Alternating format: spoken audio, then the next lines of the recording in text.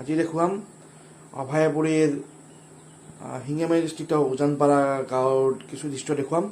তাত এনেকুৱা কিছুমান দৃশ্য আছে যি দৃশ্য দেখিলে আপোনালোকে ভাবিবলৈ বাধ্য হ'ব যে আজিৰ যুগতো এনেকুৱা দৃশ্য দেখিবলৈ পাব।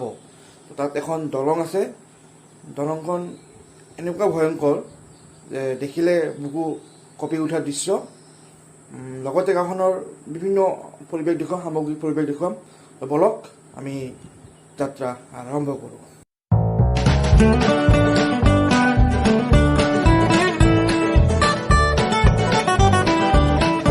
I'm getting freaky.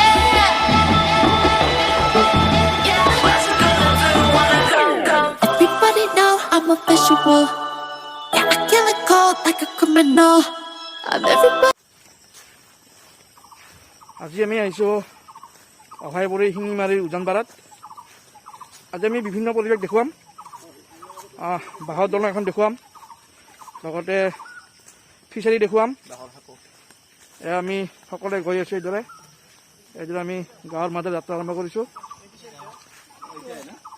তো বলক আমি চাই থাকোঁ। আমাৰ সতীৰ্থ সাংবাদিক আছে, কি ক'ব? প্ৰথম মানে এই বৰ্তমান আমি অভয়পুৰী উজানপাৰাত আমি গোটেই একেলগ হৈ ইয়াতে আহিছোঁ। তাৰমানে উজানপাৰাৰ গাঁৱৰ ৰাইজসকলৰ যিটো সমস্যা, এই সমস্যাৰ বুজ ল'ব আচলতে আমি আহিছোঁ। চাই আছোঁ আমি তেওঁলোকে কিমান সমস্যাৰ জড়িত হৈ আছে। আমি আহোঁতে দেখা পাইছোঁ এখন বাঁহৰ দলং, বা দলং বুলি ক'লে ভুল হ'ব, সেইটো মানে অহা যোৱা কৰাত মানুহৰ ইমান অসুবিধাৰ সৃষ্টি হৈছে। তাৰোপৰি এই ঠাইখনত কিন্তু বিদ্যুৎ সংযোগ কৰা হোৱা নাই, বিদ্যুতৰ কোনো ব্যৱস্থা নাই, যাৰ ফলত কিন্তু গাঁওবাসীৰ যিসকল ছাত্ৰ ছাত্ৰী আছে, ছাত্ৰ ছাত্ৰীসকলে কিন্তু পঢ়া শুনাৰ ক্ষেত্ৰত যথেষ্ট অসুবিধাৰ সন্মুখীন হৈছে। সেইকাৰণে আজি আমি ইয়াতে চাব আহিছোঁ। আমি ইয়াতে একচুৱেলি বাতৰি যুগুত কৰিব আহিছোঁ। আমি এই অঞ্চলটোৰ ভিতৰত সোমাই আহিছোঁ, বহুত ভালেখিনি মোটামুটি 10 কিলোমিটাৰমান ভিতৰত আমি ইতিমধ্যে সোমাই আহিছোঁ। তো চাওক, আগলৈ গ'লে গম পাম আৰু কি কি অসুবিধা আছে। আমি আগলৈ গৈ আছোঁ, তাৰ পিছৰখিনি আপোনালোকক কৈ আছোঁ। আগত আমি গন্তব্য স্থানত আমি যাই লওঁ। এইদৰে গাঁৱৰ বাটেৰে আমি সকলোৱে একেলগে আগবাঢ়িছোঁ আৰু কিছুমানৰ পিছত এখন দলং পাম। এইখনেই সেই দলং, যিটো দলঙৰ কথা মই প্ৰথমতেই কৈছিলোঁ। এক ভয় লগা দৃশ্য, এক ভয়ংকৰ দৃশ্য, যি দলঙৰ মাজেৰে গাঁওবাসীয়ে বছৰ বছৰ ধৰি এইদৰে যাতায়াত কৰিব লগা হৈছে। এয়া চাওক, কি দৃশ্য দেখিলে যেন বুকু কঁপি উঠে। চাই থাকক আগলৈ আৰু কি আছে।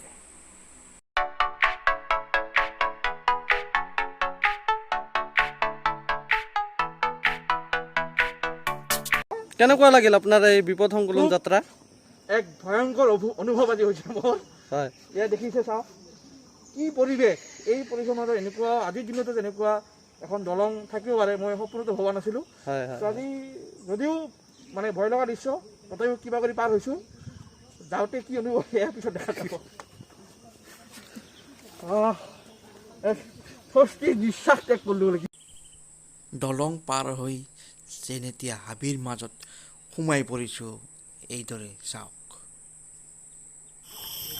এনেকৈ গৈ আছোঁ, গৈ চাওক, এয়া চাওক, আমি এইদৰে গৈ আছোঁ সতীৰ্থভাৱে, মই পিছে পিছে। চাওক আৰু কি আছে, বলক। এটা কথা হ'ল নহয়, এই যে বেগটো দেখিছে, ক'লা ৰঙৰ বেগটো, কিনো আছে এই বেগটোত? এদিন চাব লাগিব, দেখা যাওক কি হয়।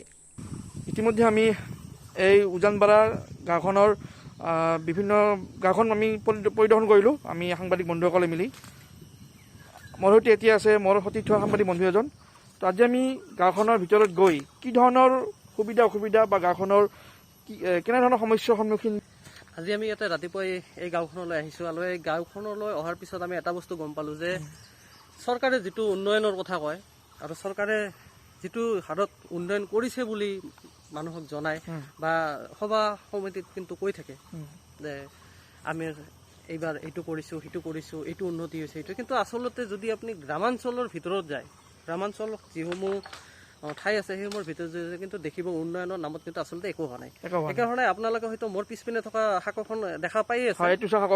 এই শাকখন কিন্তু আজি বিপদ সংকুলনভাৱে কিন্তু বহুত মানুহ অহা যোৱা কৰে এই শাকোখনেৰে আৰু ইয়াৰে কিন্তু গাঁৱৰ মানুহ কিছুমানে আমাক জনাইছে যে এই শাকোখনৰ পৰা ইতিমধ্যে বহুতে দুৰ্ঘটনাত কিন্তু মৃত্যুৰ মুখত পৰিব লগা হৈছে আৰু যিহেতু ইয়াতে কোনো ভাল দলং বা ভাল তেনেকুৱা যাতায়াতৰ ব্যৱস্থা নাই যাৰ কাৰণে কি হয় যেতিয়া কোনো মানুহ অসুস্থ হৈ পৰে তেওঁলোকক হস্পিটাললৈ লৈ যাবলৈ হ'লে কিন্তু ইয়াতে 108ৰ যিখন বাহনখন কিন্তু ইয়াতে আহি নাপায় কাৰণ ইয়াতে দলঙৰ কোনো সুবিধাই নাই যে ইয়াতে 4-চকীয়া বাহন এটা যাব 4-চকীয়া ইয়াতে 2-চকীয়া বাহনো নাযায় এইটো যেতিয়া আৰু বানপানীৰ সময় আহে বানপানীৰ সময়ত সেই সময়ত কিন্তু তেওঁলোকে যিসকল ৰোগী আছে গাঁৱৰ ৰোগীসকলক কিন্তু নাৱেৰে পাৰ কৰিব লগা হয় তো আজিৰ দিনতো এয়া কিন্তু একচুৱেলি লাজ লগা কথা এইটো চৰকাৰে কিন্তু এই বস্তুবিলাকত গুৰুত্ব প্ৰদান কৰিব লাগে চৰকাৰে উন্নয়নৰ ক্ষেত্ৰত ব্যস্ত হোৱা বুলি ভাবে নেকি আপুনি চৰকাৰে উন্নয়নৰ ক্ষেত্ৰত মই সম্পূৰ্ণ ব্যৰ্থ বুলি নকওঁ কাৰণ চৰকাৰে কিন্তু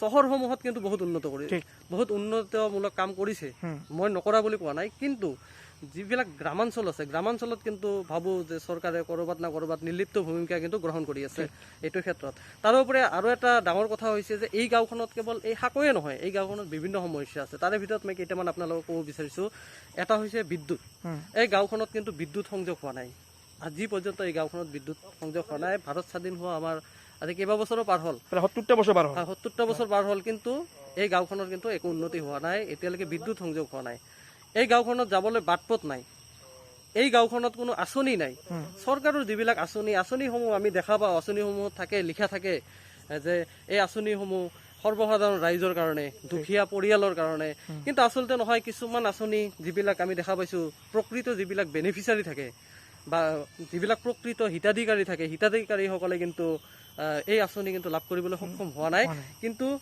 যিবিলাকে চাব মানে পাব নলগা আঁচনিবিলাক তেওঁলোকে পাই আছে কিন্তু চাব তেওঁলোকে বহুত আঁচনি পাইছে ৰেচন কাৰ্ডকে ধৰি আপুনি যদি ভালকৈ যদি আমাৰ চহৰৰ মাজতো চাই বহুতে কিন্তু ৰেচন কাৰ্ডৰ লাভ লৈ আছে কিন্তু প্ৰকৃততে সেইসকল কিন্তু হিতাধিকাৰী নহয় এই ক্ষেত্ৰত চৰকাৰে ব্যৱস্থা ল'ব লাগে এই ক্ষেত্ৰত কিন্তু চৰকাৰে ব্যৱস্থা ল'ব লাগে চৰকাৰে কিন্তু এই ক্ষেত্ৰত ব্যৱস্থা লোৱা আমাৰ পৰিলক্ষিত হোৱা নাই আমি যিমানখিনি জানো বা আমি বহুত ঠাই ঘূৰি ফুৰো বাতৰিৰ সন্ধানত বহুত ঠাই ঘূৰি ফুৰো আমি দেখা পাওঁ ৰাইজৰ সমস্যাবোৰ আমি বুজি পাওঁ কিন্তু চৰকাৰে এই ক্ষেত্ৰত কিন্তু কিছু গুৰুত্ব দিব বুলি আমিও আশাবাদী সেইকাৰণে চৰকাৰক আমাৰ ফালৰ পৰা আমি চৰকাৰক এটা বস্তু অনুনয় বিনয় কৰিব খুজিছো যে চৰকাৰে যাতে অতি শীঘ্ৰে গ্ৰামাঞ্চলৰ সৰ্বসাধাৰণ দুখীয়া ৰাইজসকলৰ কাৰণে যিসমূহ সমস্যা আছে সেই সমস্যাসমূহ যাতে চৰকাৰে চকু মেলি চাই আৰু সেই সমস্যাৰ যাতে এটা সমাধান কৰি দিয়ে হয় নিশ্চয়কৈ গাঁওখনৰ মানে এতিয়ালৈ কোনো ধৰণৰ আঁচনি ঢুকি পোৱা নাই মোৰ পিছপিনে দলংখন দেখিছে এই দলংখন আজি স্বাধীনতাৰ পিছৰ পৰাই এনেদৰে আছে কোনো ধৰণৰ বিভাগীয় কৰ্তৃপক্ষ হওক বা কোনো চৰকাৰীভাৱে হওক কোনো ধৰণৰ বিধি ব্যৱস্থা গ্ৰহণ কৰা নাই ইয়াৰ আগতেও দলংখনৰ পৰা কিছু লোক মৃত্যু হোৱা বুলিও আমি গম পাইছোঁ তো আজি এইখিনিয়ে আছিল ভিডিঅ' তো আমাৰ ইয়াৰ মাধ্যমে আমি চৰকাৰক এটাই আহ্বান জনাম যাতে চৰকাৰে এই গ্ৰাম অঞ্চলসমূহ পৰিদৰ্শন কৰে আৰু চৰকাৰী আঁচনিসমূহৰ প্ৰতি গুৰুত্ব দিয়ে এতিয়া আমি হাত ভৰি ধুম অকণমান চাহ খাম গাঁৱলীয়া পৰিৱেশত আজি অকণমান চাহ খাম আমি সকলোৱে মিলি ইয়াৰ যথেষ্ট মুখ ধুই আছে চাওক যেন এনেকুৱাকৈ মুখ ধুই আছে ক'ৰবাত কাম চাম কৰি আহিছে চাওক এয়া চাওক কিদৰে মুখ ধুইছে লগতে আমাৰ শুভম এই পেচাব কৰি আছে চাওক দৰ্জাখন অপেন কৰি পেচাব কৰি আছে তো বলক আমি অকণমান চাহ খাই লওঁ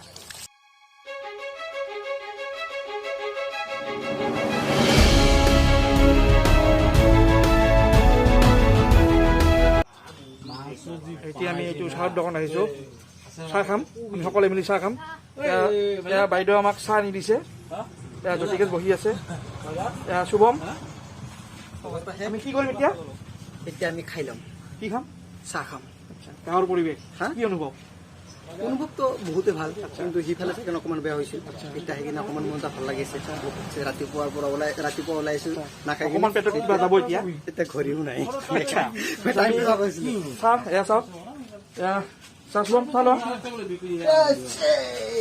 এয়া অকণমান চাহ খাই লওঁ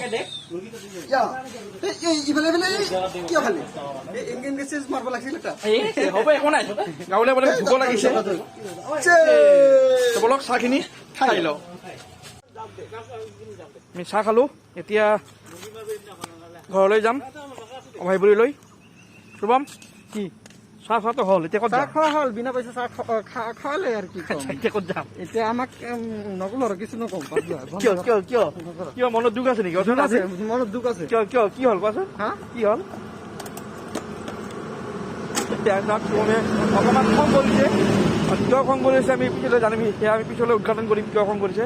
তো বলক এতিয়া আমি ঘৰলৈ যাওঁ। তো আজিৰ ভিডিঅ'টো এইখিনি আছিল। মোৰ চেনেলটো পাৰিলে ছাবস্ক্ৰাইব কৰি দিব আৰু ভিডিঅ'ৰ লাইক কমেণ্ট আৰু শ্বেয়াৰ কৰি দিব। ধন্যবাদ।